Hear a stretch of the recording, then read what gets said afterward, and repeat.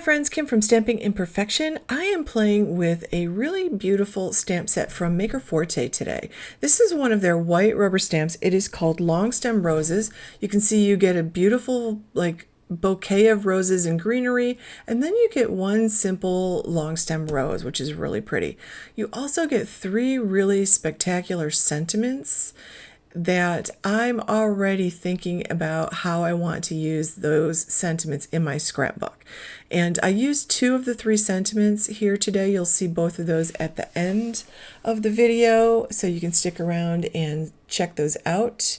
And you can see I'm just keeping this really simple. I'm actually inking the stamp directly with Flamingo ink and Cotswold green, and I just kept it simple. I didn't mask it off or anything. I did get a little green mixed in the very bottom of the rose with the pink. I'm okay with that. I never strive for perfect. It's too much pressure. But I can tell you that I stamped this 3 or 4 times just to create 3 or 4 cards. And if you want to not have that happen, definitely mask off the stem while you're inking up the rose, stamp the rose, then mask off the rose and ink up the stem, then stamp the stem, and it will come out perfect. So I did pull out one of the first sentiment I used is love planted a rose and the world turned sweet.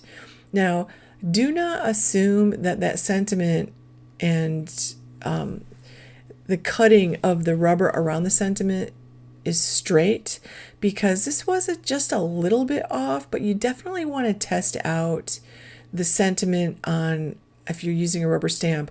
Now, I forgot to mention when I did it, I removed the foam from my MISTI before using my rubber stamps here, because the rubber stamps always have a foam layer, so you can remove the foam in your MISTI when you're stamping with it.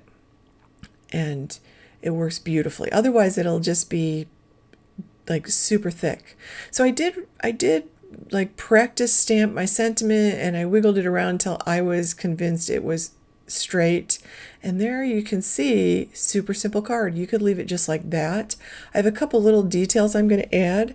And the second card I make is exactly the same as the first card. And I actually didn't use it to finish off a card yet.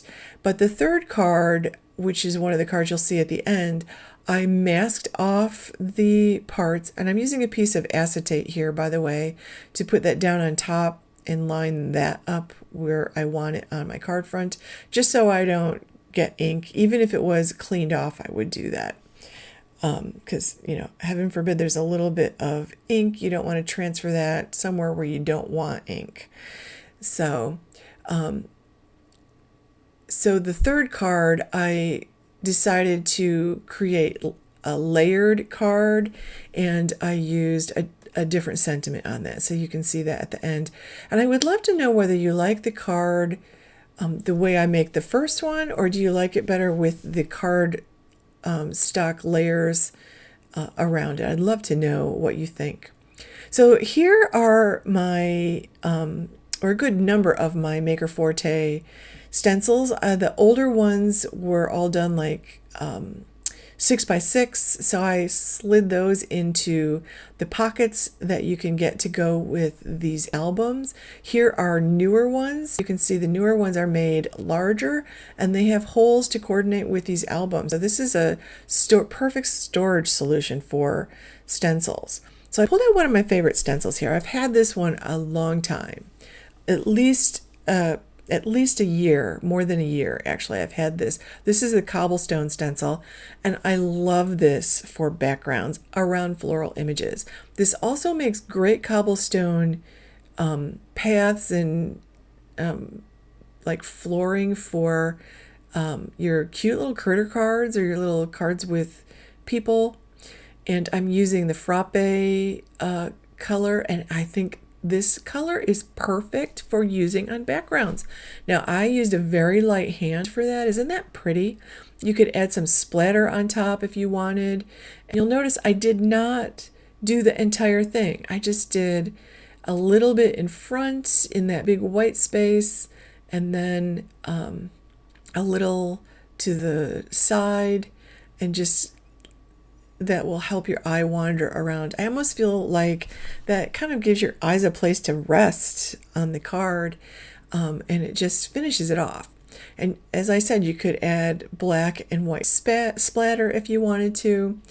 Instead of splatter, I decided just to I drag the edges of my card front through my Flamingo ink pad, and I do this very gently because the paper is kind of sharp, and you can damage the foam on your ink pad if you're not careful. You don't want to like press down and pull it through because you don't want to tear the foam. But gently doing that, it gives a nice little contrast between the edge of the card front and the card base. So it's just something that I'm using a lot on my cards lately, and I feel like it just is more interesting. And I haven't been using as many cardstock layers. The thing with layers is sometimes you just have like, you're off a little bit, you're having a day and you don't get your layers straight. That's something that people are always really critical of. So I like to avoid layers when I can, because, some days you just can't get them straight. So I like that. I do want to add some crown jewel gems. This is one of the new colors for this month, and I want to call it Lady Liberty, but I'm not exactly sure. I will put the link to this one below. But it's a beautiful blue color, and I really liked it. So I put 3 of these down. You can see I'm using my on the hook tweezers, and I'll use my magic wand along with a glue tube, which is my favorite way to actually add these. My glue tube is getting super empty here, so I'm just putting the dregs of my glue tube on there, and I did get a little too much, so I'll just blot it up with my cloth. You just want to make sure that you use an area of your cloth that is not wet and does not have ink on it. So here's the second card that I finished today, and I cut the card front down to 4 by 5 1/4. My mat is 4 1/8 by 5 3/8, and then my card bases are both 4 1/4 by 11, and I scored and folded them at 5 1/2. And there you can see the second sentiment: if a rose is full of thorns, it does not mean it's not full of beauty. So I love that. The third one is equally as beautiful. So I'll link everything below. Please give this video a thumbs up and subscribe to my channel and click the bell to get notifications every time I upload a new video. Have a wonderful day, friends.